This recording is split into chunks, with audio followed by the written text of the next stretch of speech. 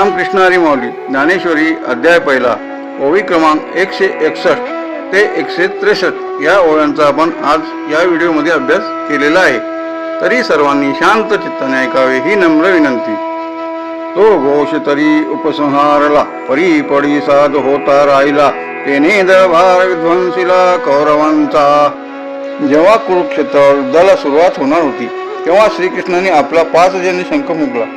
त्या प्रसंगाचे वर्णन करताना माऊली म्हणतात की तो घोष परी उपसंहारला परी पडी साध होता राहिला, अर्थात श्रीकृष्णाने शंख फुंकणे थांबवले आणि तो मूळ आवाज शांत झाला, तरी त्या शंखाचा प्रतिध्वनी मात्र आभाळात घुमतच राहिला। तेने दळभार विध्वंसीला कौरवांचा, याचा अर्थ काय होतो?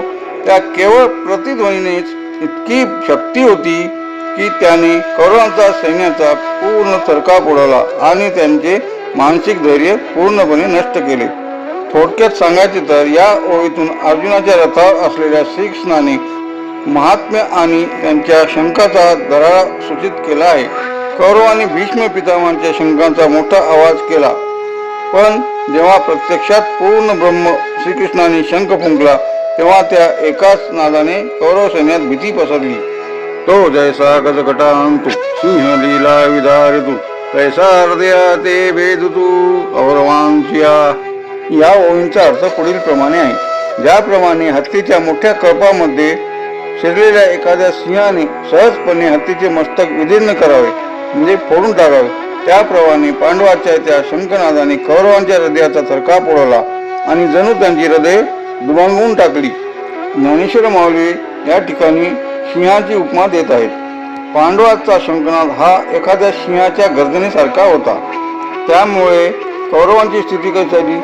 कौरवांची सेना हत्तीच्या कळपासारखी अवाढव्य होती, पण ज्याप्रमाणे सिंहाच्या एका गर्जनेने हत्ती घाबरून जातात, तशीच अवस्था पांडवाच्या शंखनादाने कौरव सैन्याची झाली। याचा परिणाम काय झाला? तर याचा परिणाम असा झाला की या आवाजाने केवळ कानच बदल झाले नाहीत, तर कौरवांच्या मनात धडकी भरली आणि त्यांचे धैर्य खचले।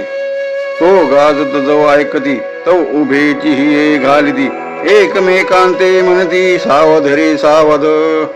जेव्हा पांडवाच्या सैन्यातील शंखनाद आणि गर्जना कौरवांच्या कानावर पडली तेव्हाची त्यांची परिस्थिती ज्ञानेश्वर महाराज या ओळीमधून स्पष्ट करतात।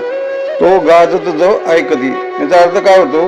तो प्रचंड गर्जना किंवा रणघोष जेव्हा कौरवांच्या सैन्याने ऐकला तेव्हा उभेची ही घालिती म्हणजे काय? तेव्हा उभे असतानाच त्यांचे धाबे दणाणले